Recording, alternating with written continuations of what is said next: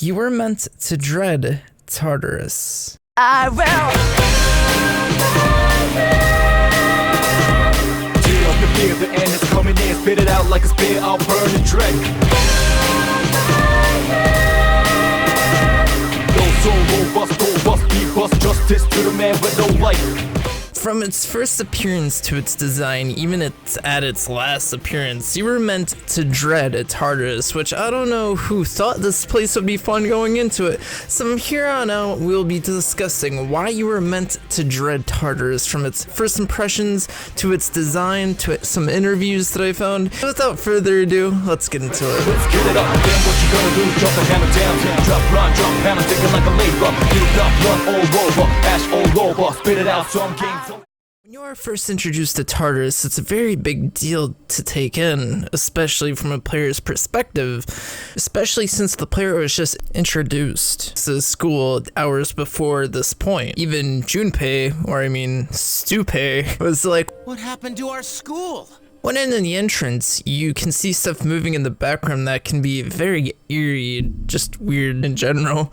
Stairs that lead up to the first floors, teleportation device, a clock that acts as a save point, a fucking door, and Mitsuru's hot rod. I mean communication device. Mitsuru, please step on me. Mix this in with the eerie background music and you got Luigi's Mansion. The first few times you go into Tartarus, you're met with your team becoming fatigued very easily and high-level enemies chasing you and just completely destroying you.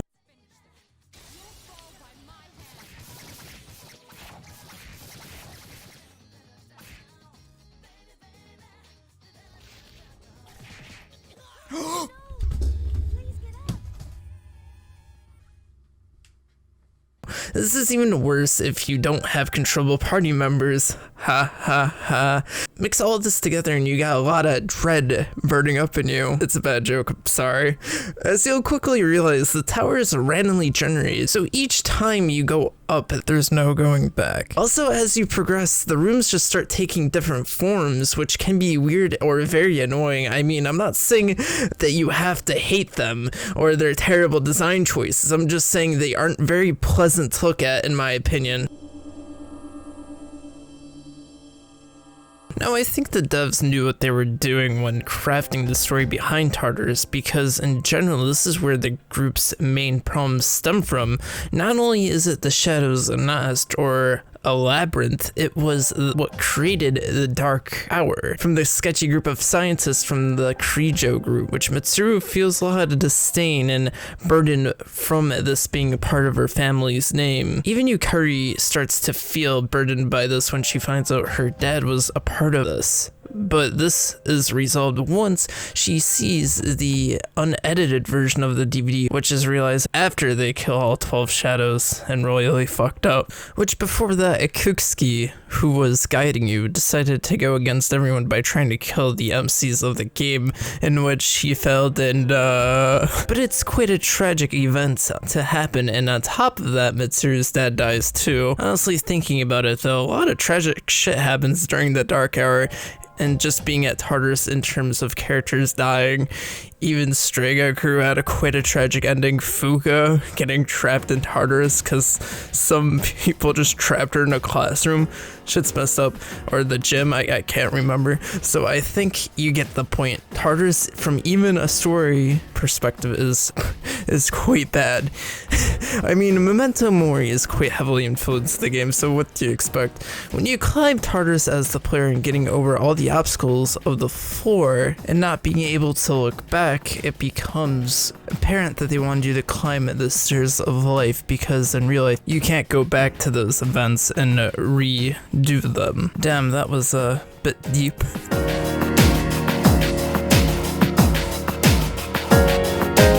The interviewer asks, essentially, what are the design choices behind being robbed of a real victory?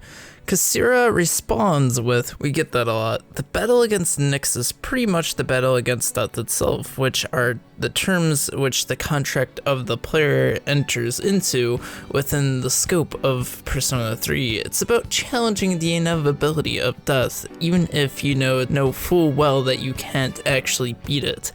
He goes on to say, so by playing the game, the player is sort of experiencing death by proxy, which is something that we are all going to experience for real someday. It is my hope that by playing this game and realizing the true inevitability of death, the player will take the moment to think about life and death in the real world after turning the game off. Don't get me wrong, most of us here are in our 30s and we've experienced death among our families, friends, but we certainly don't think we are in any position to lecture anyone on that meaning of life and death. Which is basically what I meant to say on the section above, or before I said all that. I actually found this interview after I had originally written the top section, and I found this to be a cool little tie-in towards like the inevitability of Persona 3 and the themes that it portrays, and I just find it to be cool. Not that it directly influences what Tartarus, but you can sort of see what the director was going for in this game and just kind of how Tartarus falls into play here, if that makes sense. I'm really terrible at explaining things when I'm making these types of videos. But we also get an explanation for the IGUS, or I mean AI-controlled party members, which I'll paraphrase here to save some time so that I'm not boring you just reading the interview and you can read it for yourself. Which link in the description if you want to read it, because it was a really cool interview. But Hashino wanted you to relate as much to the MC as you could, so not being able to control your party members like in the other games would defeat the purpose of trying to have a consistent relatability between you and the main character. Also, Sojima, the character designer, also chimes in with also saying it helped emphasize the concept of social links, and it also allowed us to show off the improved AI, which yeah, I wasn't a fan of it. It really shows the dedication of relating you to the main character as much as possible, which further shows the dread that you should have felt when your party members do obscene things because the AI didn't know what they were doing or supposed to do, because you couldn't control them, so you dreaded every action your party member made and always had you clenched if you didn't have party members. Like, I've heard horror stories to where people actually couldn't beat Nyx because of no controllable party members, which is actually insane. So closing out the video, this video is somewhat of like a testament of the type of concept videos I would like to make. But again, this is sort of, I guess, a test video to sort of go about doing that. So if you enjoyed it, like it. If you dislike it, dislike it. If you want to put how you feel about the video in the comments, please be sure to do so, because that'll make me further improve and grow this out, I guess, if that makes sense. If you thought the intro was cringy in terms of what I said at the beginning, I did too, but I left it in because I thought it'd be funny, because it's the same way how people like start off their video, oh, this game didn't just die, it was murder. With that, I'll see you guys next one. Peace.